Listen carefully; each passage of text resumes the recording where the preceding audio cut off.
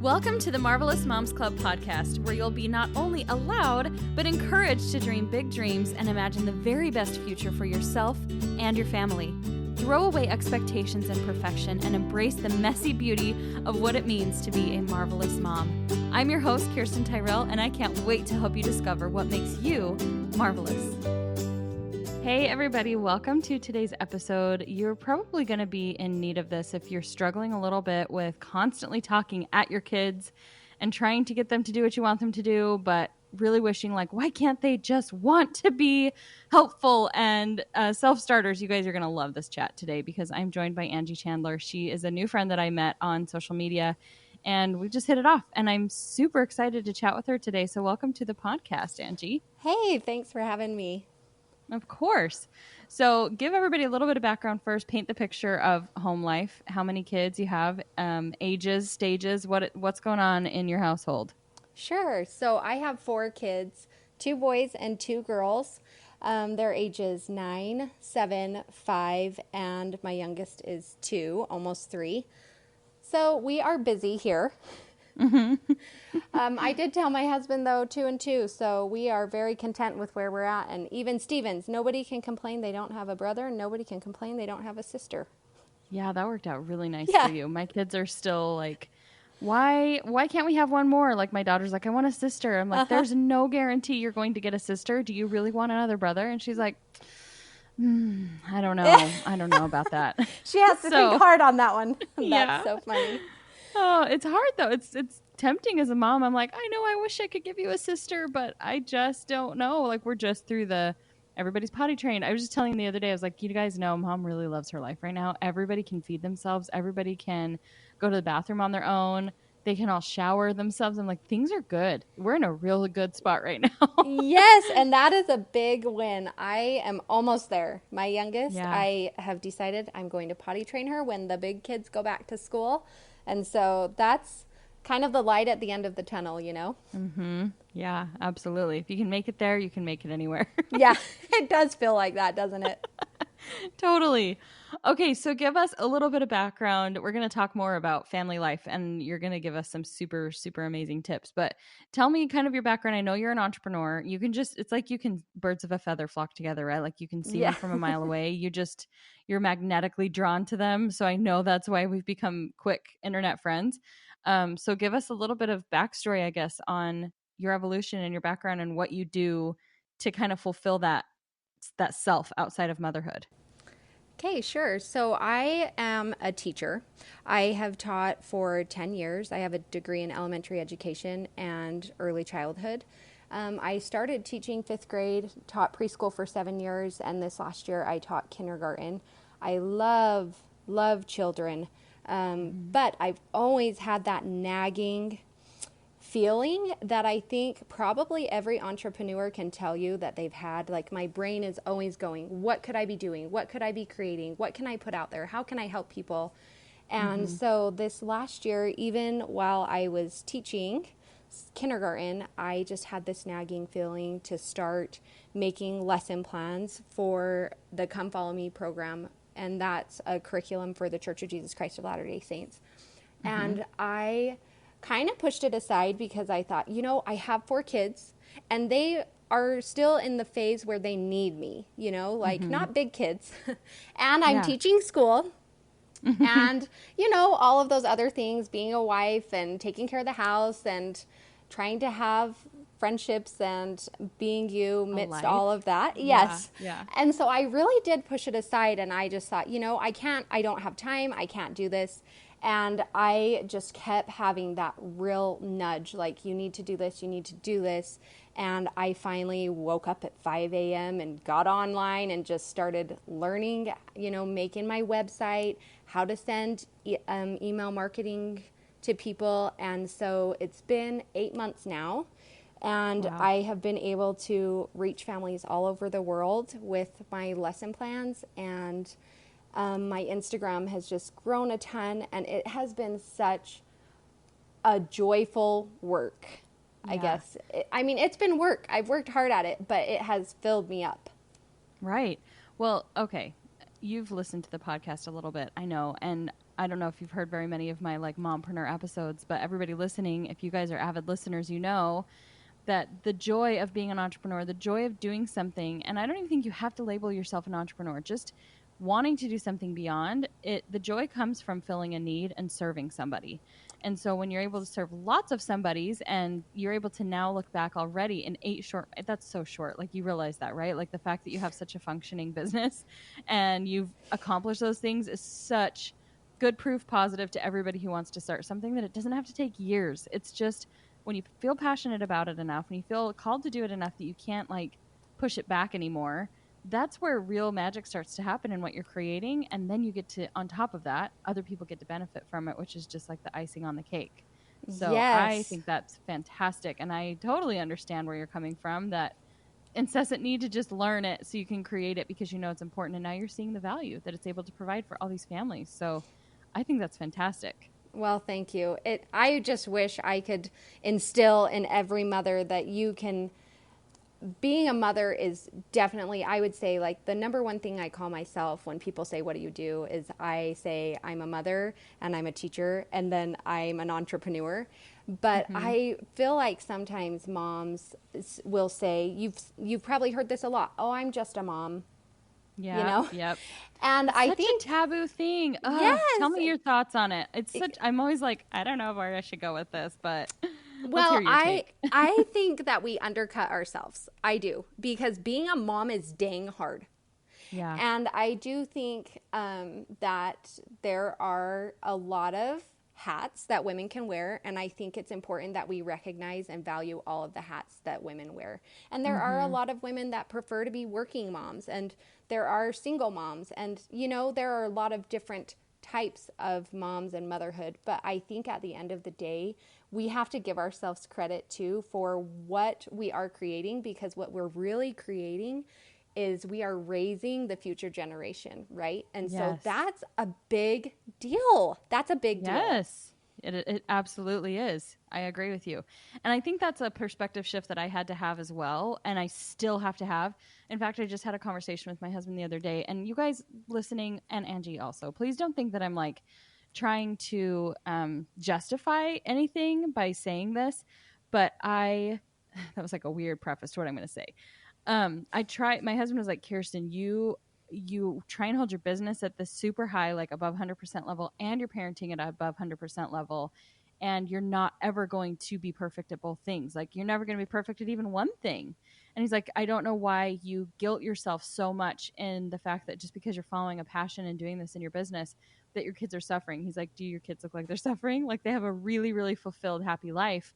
And look at all the lessons that I've been able to teach them in following my path. So when I said I don't want to justify this, it's not, I don't say this to say, don't feel bad about spending time away from your kids and like just follow your dream and it'll all work itself out. Hire a house cleaner, serve them mac and cheese all the time.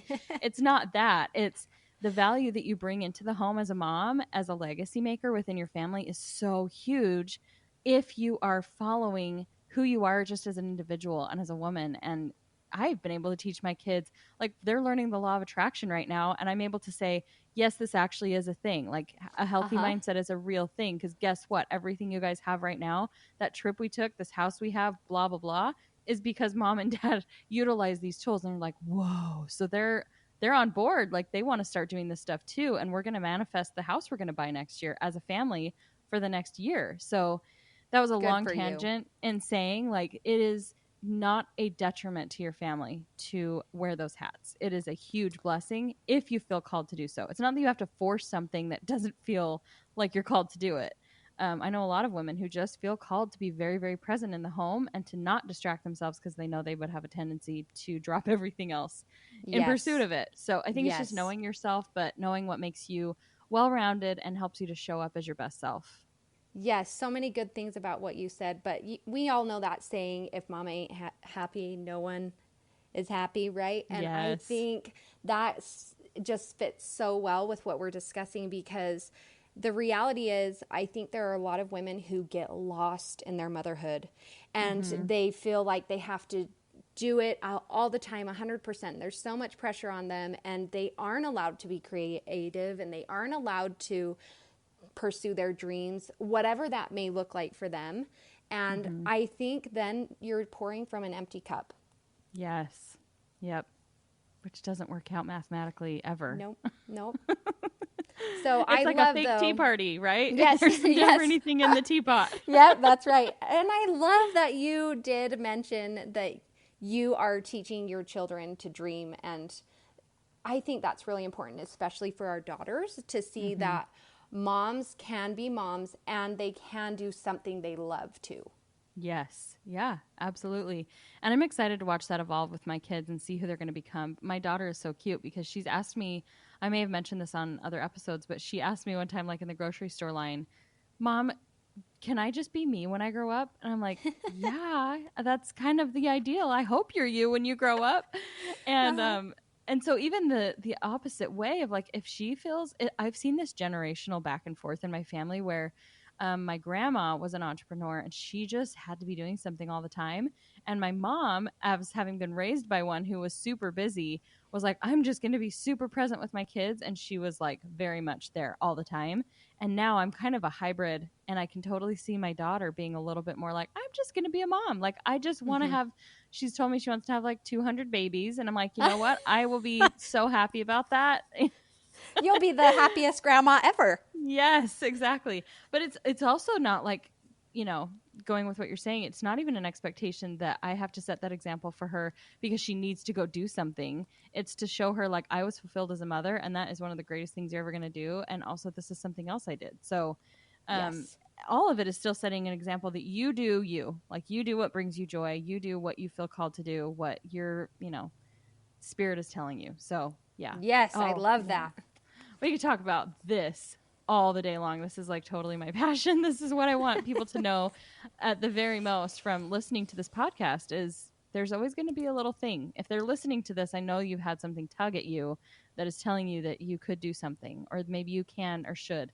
And you can, you guys. This is your permission from both of us. You can, and you can make it work. And so tell everybody a little bit too about where you fit that in, because as a busy mom of four, as a school teacher, I know you told me online, like this is before the kids wake up. This is getting up at 5 a.m. to get everything accomplished. Yes. So I will say that I have been very blessed. My hard work has paid off, and I actually am not teaching next year because of my Come Follow Me FHE business. That's amazing. Thank you. Thank you. Yes. So that's gosh. kind of a big leap of faith for us and a big step. But we just, I am only one person. And I do have a team and artists that help hand design things and a partner in my business that she takes care of all the customer service and that type of thing. So I don't want to sound like I'm doing it all on my own, but it is a business that takes a lot of time. And so I really had to think on it and ponder on it. And ultimately, I just really felt strongly that I could give up teaching for right now, because what I'm going to be doing is, instead of teaching the 22 kids in my classroom, I'm teaching thousands of children all over the world. So that's kind of where I'm going and the direction we're going this next school year. So I'm excited to see how my business goes from here, but how it fits in. So what I do is I wake up early before my kids are up. And I lock my office door. And my husband knows that when the kids wake up, he is in charge of them until 8:30. And at 8:30, I unlock my door and I come out, and then it's mom mode. And what I've learned, and I'm not saying it's easy, and I'm not saying I'm perfect at it, but what I have learned is it really helps me to really protect my working time and then also protect my motherhood time. And so when I'm able to separate them and say, okay, I'm working from 6 to 8:30 and my door is locked and I'm 100% focused on this right now. And then when that time is up with my working time, now it's mom time. And I am 100% focused on mom time. And then my kids have quiet time, and during quiet time we throw on Netflix. My youngest sometimes naps. She's kind of in that awkward phase, which is super frustrating. Yes. Oh. Dang it. But, so they get an hour and a half, sometimes 2 hours in the afternoon of quiet time. And so then I can, again, sit down, and it's not nearly as focused as obviously when they're not even awake, but it's at least they know that mom's working and I can go in my office and get about 2 more hours of stuff done. Yeah. And you know what? I think just the world that we live in the day and age with all of the internet and all of the electronic resources and apps and whatnot, I do most of my work from my phone. And so I can be sitting in the pickup line and checking my messages, or I can be Marco Poloing my artist back and forth kind of throughout the day as I have a second here or there really quick while she's designing things for me. And I think that's a big beauty of where just the day and age we live in. Yes, absolutely. Yeah. It is such a different time. And you bring up a good point too. I just want to tell this whole episode is literally not even meant to be like a mompreneur episode, but we just can't help ourselves. You guys, you're going to get, I promise you're going to get what I told you that you're here for in the beginning, but just give me a minute. I want to just call attention to that we do live in a different time than even 10 years ago when you made money from a blog, right? Like, and that was such a new concept. This is an outsourcing life that we live in. This is not like Kirsten Tyrell is building a brand and she's doing it all by herself. This is Kirsten Tyrell has good ideas. Angie has good ideas, and she brings in somebody with a unique skill set who can design the content that her, imagination is dreaming up.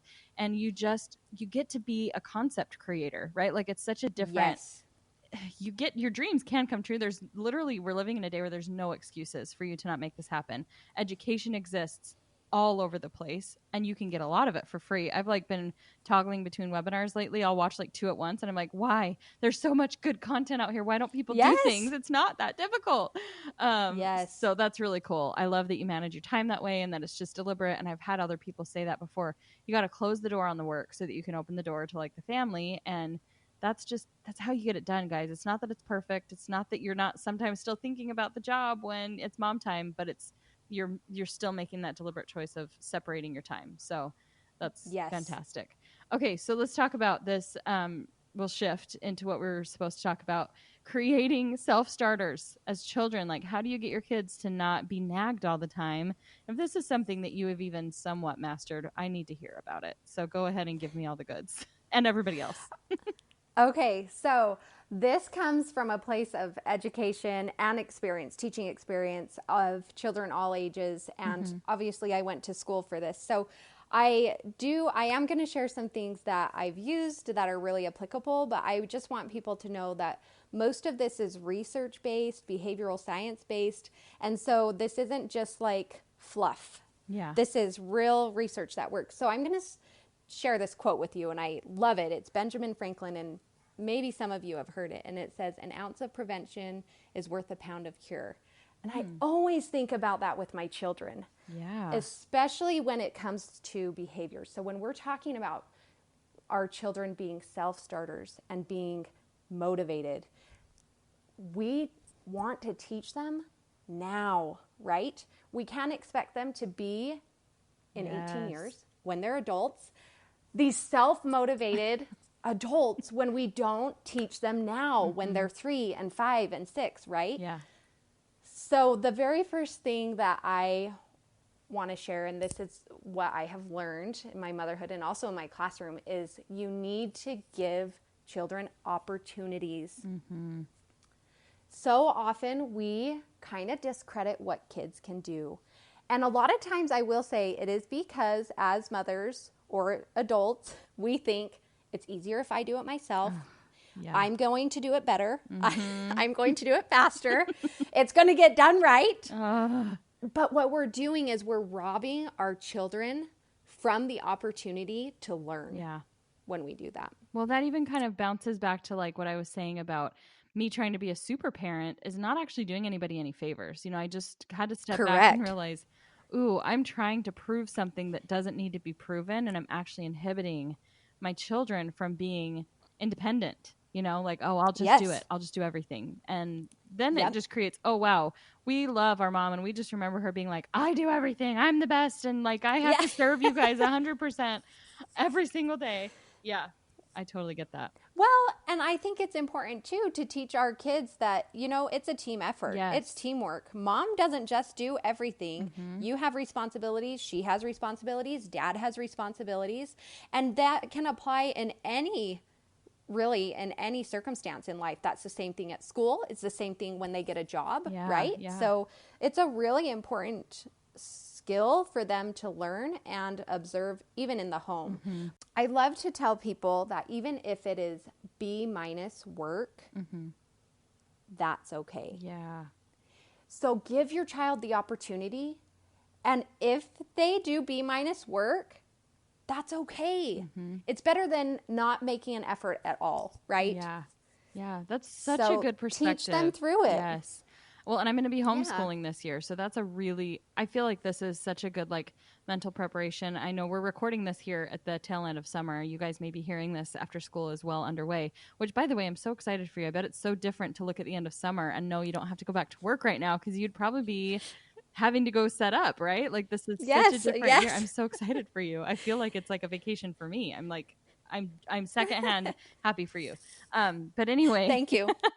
Mentally preparing myself, I think there's this, my husband and I both have to remind each other, but who made the rule that is the standard? Like who made up this rule that kids have to learn XYZ before this age or they're behind? Like who made up the behind, who made up the ahead? And it's like back in the day, it didn't really matter at what level or what speed they were learning. They just learned because they were immersing themselves in knowledge all the time, like common sense and real world application. And for me, as we go through a little bit of curriculum, because we are going to still have some basics, it's going to be really good for me to remember my kids, there's no expectation. There's literally nobody even watching over our shoulder about how great their handwriting becomes or how well they read. And so, yeah, I think that's an expectation a lot of perfectionist moms have, is that they're not doing a good job if their kids' work and effort is not A+, right? And you want their effort to be fantastic, but the result doesn't have to be perfect because we're not perfect. Why are we expecting that of kids? Right. Yeah. Yes, I think that is a beautiful thought. Yeah. So the second tip that I wanted to share is teaching and modeling, then let it go. So this is something that really applies to all areas with children, anybody who works with children. I think we often forget that we have not taught them what the expectation is. And so here we are getting frustrated with them. They should have gotten up and they should have gotten dressed and they should have done their teeth and hair and made their bed because that's the expectation. But hold up. Have we really sat down and told them what's expected? Have we really taught them? And what I mean by that is, have we gone in and said, this is where your clothes are. Here's a shirt. Here's some pants. Let's put them on. Yes. Here's where your pajamas go. Let's make your bed. I'm not saying tell them what to do. I'm saying teach and model for them and then let it go. Yeah. If we want to raise our kids to be self-starters and to be motivated on their own, that doesn't mean that mom stands over them every second of the day and says, do this, do this, do this, do this. Why do we naturally do that though? Why? I have that thought in my head just pop in sometimes where I'm like, why am I expecting this of them? I know that at their age I wouldn't have wanted to do this. I know that cleaning their room is not going to be fun right now. Why am I expecting them to be super excited over going to do a chore? Why am I assuming that my daughter knows how to put her laundry away? And the fun thing is, once I realized that and I showed her, this is where this goes, it was her favorite thing ever to do, because then she was like, I know how to do this.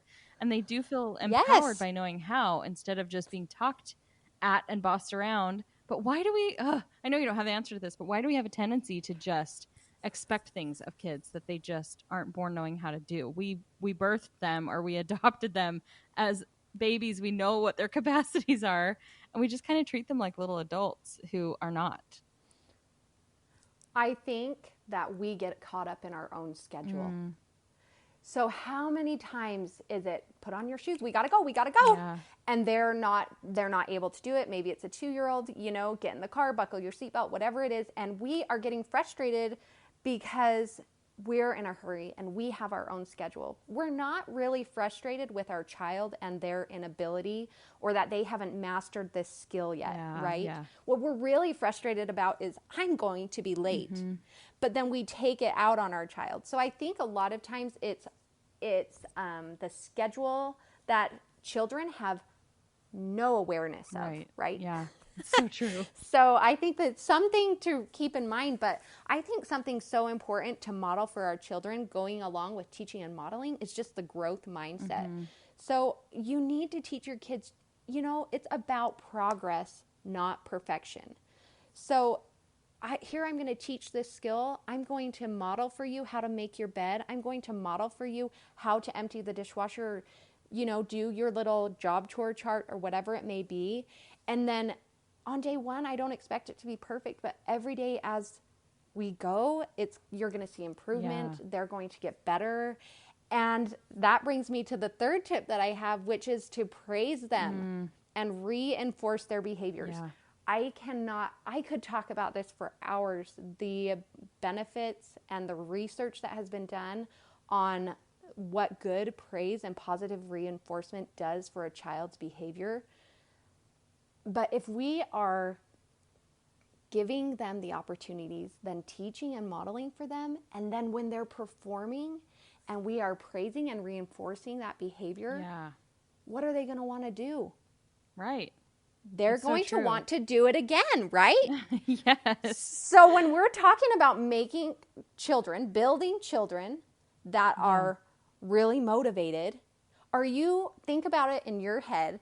Would you be motivated to work for a boss who is constantly over your shoulder saying, you're not doing that right, you did that wrong, oh, no, oh, you have to start all over again, or that wasn't clean enough?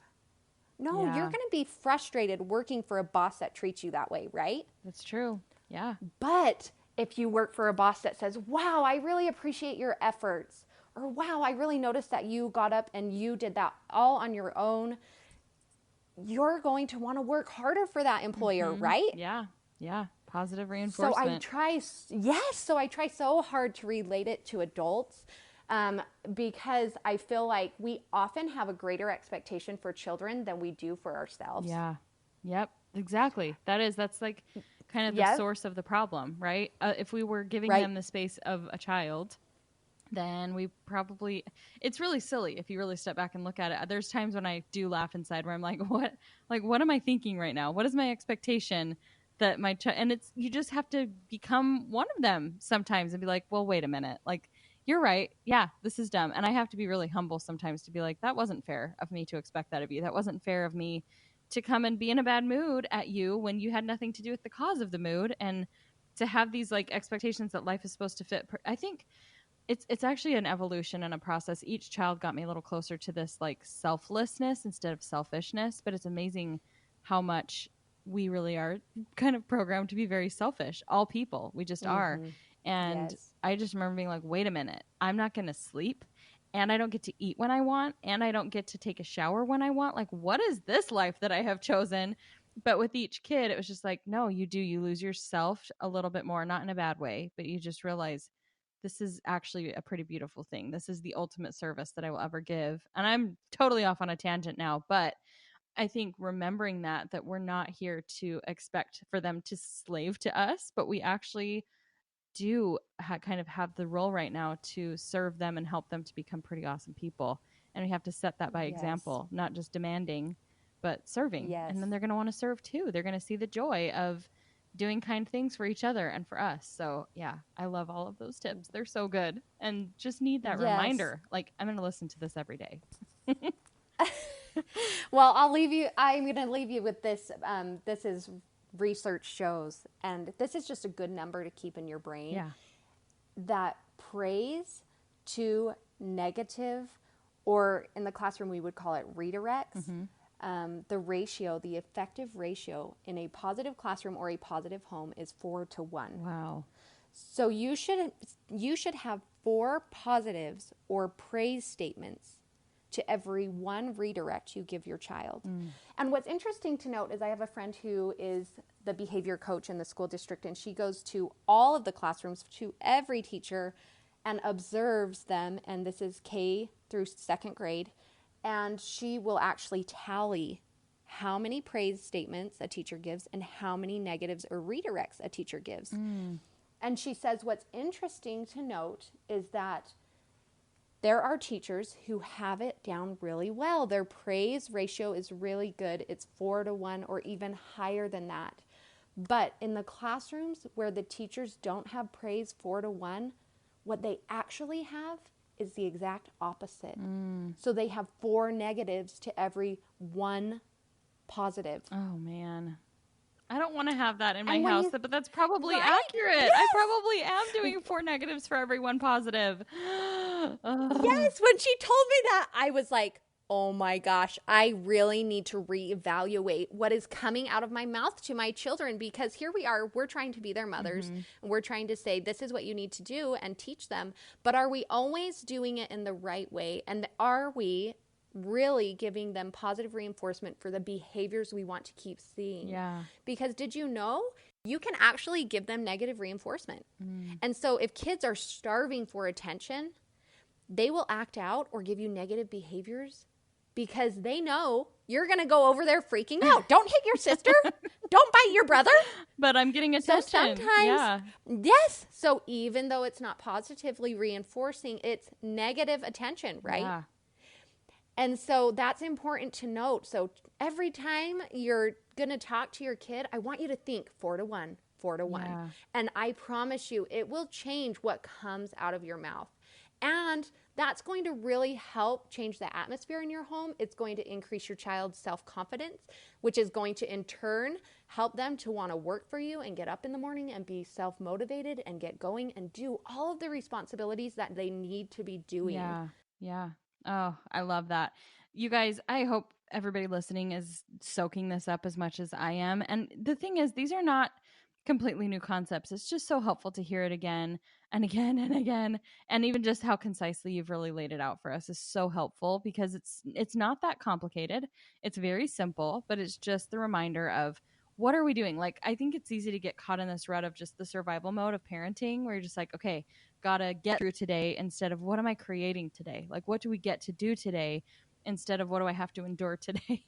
And Ooh, I love like that. being a little bit more proactive about even just that number, just that ratio is something to think about. I think, you guys, I will include in the show notes actually a little printable that you guys can get as just a reminder for yourself. It'll be like code. It'll be like mom code for those 4 positive reinforcements instead of the 4 negative reinforcements. So I'm going to make something like that for you guys, because I think that's something I want for myself. Just that little visual reminder of, okay, am I checking off the right 4 boxes, right? Instead of the wrong ones. So thank you for that amazing Yes, I love that. statistic that just really puts it in perspective. You got to have awareness, you're right? welcome. Like, you got to think about what you're doing every day. You only get one shot with raising these little people. And I guess it's a huge goal here too, to not look back with regret and really just show up in the way you want to show up. So thank you. Well, can I share with you how I do this in my home? Yes. Gosh, maybe we don't need to create anything. What do you do, Angie? Well, this is how I do this in my home. And I can tell you there have been times when I have not used this, and there have been times when I have. And it is night and day difference. It is so simple, and you could call it whatever you want, but I call mine Mom Store. And all it is a simple printable that I've created. Of course. And my kids have a little, my kids have a little chart, and I laminated their chart, so it's just dry erase, wipes off, and they can earn points. So let me kind of explain this really simple for you. So on the chart, it says things they can do to earn their points. For example, getting dressed, brushing their teeth, making their bed, eating their breakfast, doing their one chore. They each have a chore each day, feeding their animal, practicing their music. Then I always add things that we are really striving to work on in our family. One of them right now is riding in the car nicely without doing the whole, he's touching me, she's touching me. Okay. Or being kind to your little brother or sister, playing nicely together. So all of these things are on a chart. And when my children do these things, they can earn a mom point. Ooh. and they go to their little chart and they put a little X on their chart, and throughout the week it fills up. And I only do Mom Store on Saturday. On the other side of this printable tells them what they can earn with their mom points. Okay, now this is a topic for another day, but I have things, most of the things on there are experiences over things. I will say that. That's more my personal preference. And all of the things are worth a different value of points. So if they save their points up to 50, they can earn a movie at the movie theater. That's one of the bigger items, right? But if they only earned 15 mom points that week, then they can pick a treasure from my treasure box, or they can pick my son who's 9. This is his favorite one, to skip a Saturday chore. He will save up his mom points to skip a Saturday chore. So you've got to be creative and put as reinforcers on your mom store chart things that are going to work for your children and their personalities, right? Like not unattainable stuff they will actually be able to do, so that you have the opportunity to give that positive reinforcement. Yes. So throughout the day, this is how it works. So just this morning, this happened. My son got all dressed before he even came up for breakfast. And I said, way to go, buddy, go grab a mom point. He runs over, he marks a mom point. What did I just do? I created a tool for me as the mother to give them frequent positive praise. Yeah. I love that. Then he eats his breakfast and he clears his plate. And I say, oh my gosh, I love that you did that. And mom did not even have to ask you. Go grab a mom point. That's so great. Now, let me tell you what this is doing. This is teaching them from the time they're 4 and 5 all the way, growing up, to do things on their own. Did I go down to his room? Did I pull him out of bed and say, you need to get dressed right now? Yeah. Nope. He got up and he did it all by himself. Why? Because he was enforced. Because he knew he was going to get that mom point. He would get the positive reinforcement. Yes, and it sounds so silly, and people might say, oh, that won't work for my kid. I'm telling you, try it. Yeah. And if you change your thinking and your attitude about it, I promise, and you put things on that chart that your kids will work for, I promise that it will change how your home works. The other day, my oldest son, my 9-year-old, was playing with my 2-year-old so nice. And instead of just rushing to when they're not playing well together, right, I was able to go over and say, hey, I really appreciate you pulling her in the wagon. That was so sweet of you. You can get a mom point. That's awesome. So it's really a tool for me as the mom. I found it gives me a really easy way to always give that positive reinforcement. And then on Saturday, they cash them in, or they can save them. Sometimes if they only have 25 points, then they'll say, no, I really want to save because I want to earn a bigger prize. And that's totally fine. That's a little bit of teaching them budgeting too. That's a story for another day. But so they can save, they can spend, they can, do whatever they want. But behavior science shows that in order to shape behaviors in children, you have to tie their effort to extrinsic motivation and positive reinforcement. Yeah. Behavior science shows that. Well, so that's what I do. Okay. Mom store. There you go. Set up your store today. Go check the show notes. Guys, seriously, super beneficial. And you guys can go to the show notes to download that if you want to get it now and start your mom store. I know we've definitely tried things along these lines, but it just sounds so great to even make it. You guys, if you've ever done chore charts or things like that, and then they just can't seem to win and it turns into a stressor more than a joy, it's probably because you're missing that like achievable value and those, the rewards being not just stuff. Because kids don't care about stuff after a while. They're like, I don't care. I'd rather be a brat and not get my, my ring pop than whatever. Yep. So I love that. I think that's super valuable and amazing. And okay, so I have one more question for you. And also I just wanted to thank you for bringing so much value on this episode. We could talk all day long. I think everybody listening can tell this could go on for hours and I would be okay with it. But Angie and I are going to keep being friends outside this. You guys can keep being friends with Angie. Go follow her on social. I will link to her stuff as well in the show notes so you guys can connect with her some more. But my final question that everybody gets asked is, what makes you a marvelous mom? So this is such a hard question, but I have to say that what makes me a marvelous mom is that I get up every day and I do my best. Mm-hmm. I read to my kids, I make them pancakes, I hug and kiss them, and I don't do big, crazy, fancy things, but I just do my best. And I feel like that is teaching my kids to do the same. I think that's such a beautiful answer. And I think we need to give ourselves credit for just those simple things too, right? Like showing up and pouring into our kids every day when we're only one person. So if you're outnumbered, even you're outnumbered. I'm sorry. If you have a 2-year-old, you're outnumbered. Even if that's the only child you have, their energy level you're not going to catch up to that. There's not enough sleep in the world to give you a 2-year-old's energy. And so the fact that you can show up and continue to serve is such a noble thing. And I think it's a beautiful sign of a marvelous mom. So thank you so much again for being on here. You are fantastic.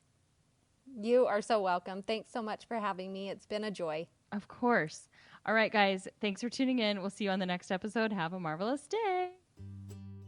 Thank you so much for listening to this episode.